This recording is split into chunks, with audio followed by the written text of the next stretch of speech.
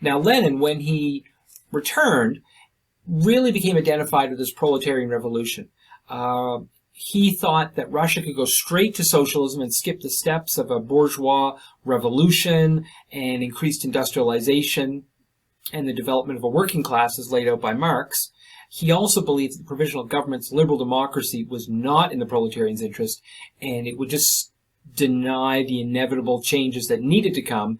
And so he wanted a vanguard party of hardened and experienced revolutionaries who would make this revolution happen faster than the Mensheviks and the Marxists believed it would.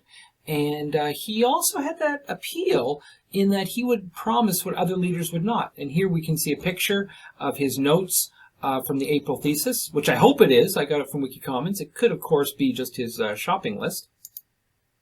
Now, Trotsky, a picture here from the Civil War, where he's haranguing or inspiring the soldiers of the Red Army. He had been a leader in the 1905 revolution. That's one reason he was on the British radar, and they interned him for a while. After his arrest in the July days, he did become a Bolshevik and joined with Lenin again. And before the October Revolution, Trotsky got himself elected chairman of the Petrograd Soviet, so he clearly has some political ability and acumen and popularity. And while Lenin wasn't doing the organizing, Trotsky organized speakers in the factories so the Bolsheviks would have support when they took power. And he also took up the organization of the Military Revolutionary Committee of the Soviet, and that would later become the Red Army. And to quote Waller, Trotsky was an expert strategist, and he set the Soviet into an arm of the Bolshevik Party. Now, Trotsky in 1905, if you want to look back, you can see here he'd acted as a revolutionary journalist and orator. He joined the St. Petersburg Soviet. He also became shortly the co-chairman of the executive committee, so he'd been in a leadership role before. He was then arrested, tried, and convicted, and this sounds familiar, doesn't it? That's right. And during the trial of the Soviet's deputies, Trotsky made a characteristically flourishing denouncement of Tsarism from the witness stand. Sounds a bit like other revolutionaries or future leaders we've heard of, like Castro and Hitler. And in addition, Trotsky did not meekly accept his punishment of external exile, and soon he effected a successful escape, in the words of Ian Thatcher. I checked, by the way, he's a Russian historian, but not the son of Margaret Thatcher, who we studied earlier in the year. So, here's their respective roles. Trotsky was an organizer, he was a leader and inspiration to the people, charismatic and well known from his activities in 1905. Lenin now gave inspiration, the April thesis, the crowds meeting his train when it arrived. It's also interesting that he forced a vote for the coup in the October 10th meeting of the Central Committee of the Bolsheviks. When he went into the meeting, the majority was against him.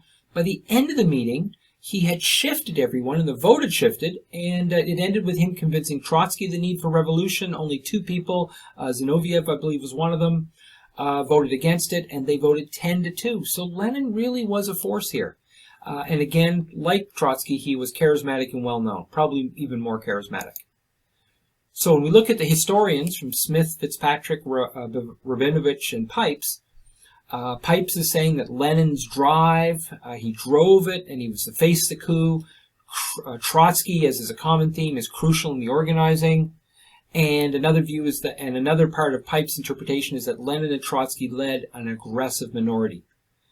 Rabinovich has a bit of a revisionist view, and Lenin and Trotsky were more organizational than inspirational, and that others did the inspiring, plus just the crowds and the people were motivated for change. Conditions had gotten so bad, as you saw in the other presentations.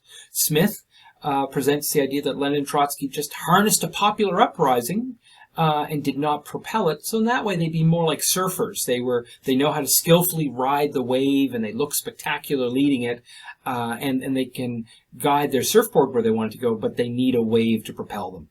And finally, Fitzpatrick, in the text, presents the idea that Lenin was a master of propaganda and able to mobilize the masses, and that's one reason they went to him, the sailors in particular, in the July days, looking for a leader. And Trotsky was just that diligent and effective organizer. So there's some different views of these two men's roles in this revolution. Now, the overall interpretation of the revolution one can see that it was popular in the sense no one opposed them, and it was easy to see that this was coming since the February Revolution had left so much not done. There are questions like, why did the Bolsheviks grow in popularity and numbers, and why did they lead a second revolution? Okay. Two traditional views are, one is that it was inevitable, just the force of history moving forward as Marx had predicted, and the masses would not tolerate a bourgeois government, and so a revolution would occur. Another view, the Western view, is that the Bolsheviks were a ruthless minority party, able to effectively organize and take control of the situation.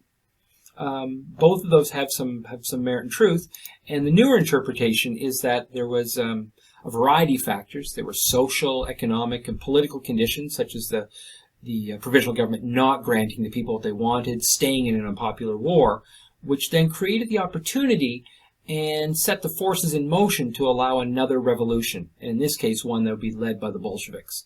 And it is true the October Revolution was instigated by a small band of flexible revolutionaries who were willing to change their tactics and change the movement of how they're going to do things. And that 10-2 vote was clear in October. Most of them did not want a revolution, but it's clear now that if Lenin had not seized that moment, that critical moment in taking the risk, the revolution probably would not have occurred.